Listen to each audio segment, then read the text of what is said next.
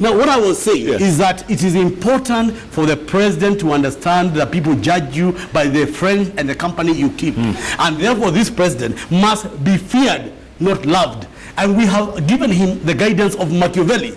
And if this program allows him to take a drive and see Mzee Moi, it's not very far there in Nakuru. Mzee Moi will tell him how this thing is done. That sometimes you must be feared than loved. It is time for Uhuru Kenyatta to act. It's time for the president to remove the cobwebs in his eyes. It is time for him to lead from the front and to ignore those who are playing politics with his deputy. And it's also time for William Ruto to respect the president's sacrifice by going with him the whole hog.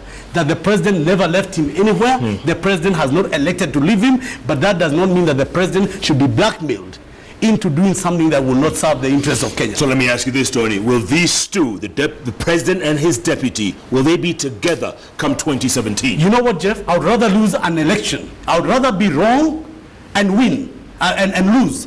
I would rather be right and lose than to be wrong and win. I would rather be wrong and will never ever walk away from that issue than to go and commit and do something simply because you had to win.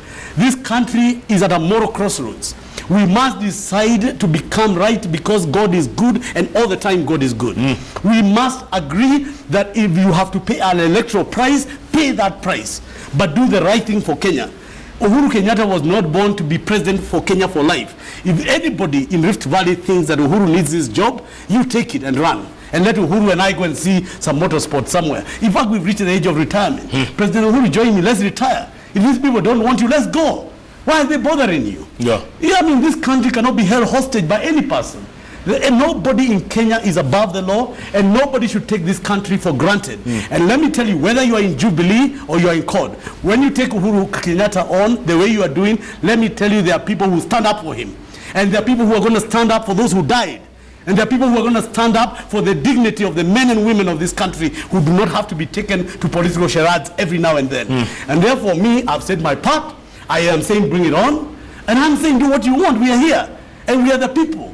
And we are not interested in all these shenanigans and movies and so on and so on. But we wish you well. We'll pray with you if the prayers are sincere. But we are not going to go and preach law and act as though this is a pariah state without the rule of law. But at the same time, Mr. Water Baraza Jeff is going to go and his family is going to be ruined. His appeal will end. And one day he'll be in that Hague. I gave you a former president of Congo who is facing himself and even his lawyers a case in the ICC because the prosecutor under Article 70 is more dangerous than even bringing you to the Hague because she doesn't need the permission of the court. She doesn't need the permission of the defense lawyers. On her own motion, she can go to the court and say, these people are intimidating me, are intimidating witnesses. We cannot therefore do our job. The court will then issue warrants of arrest. Now, whether you go or you don't go, then what happens? Kenya is put as a pariah state. Then we are dealing with matters which we did not need to. Not because the case was wrong, which you can argue, as the AU is arguing in their submissions to the court, as we can argue in the Assembly of State Parties, as Uhuru Kenyatta left the presidency of Kenya and traveled with the Margaret on Kenya Airways and left the presidency in order to obey. If the president of Kenya can go and face the Hague, who else cannot go? Moses Kuria?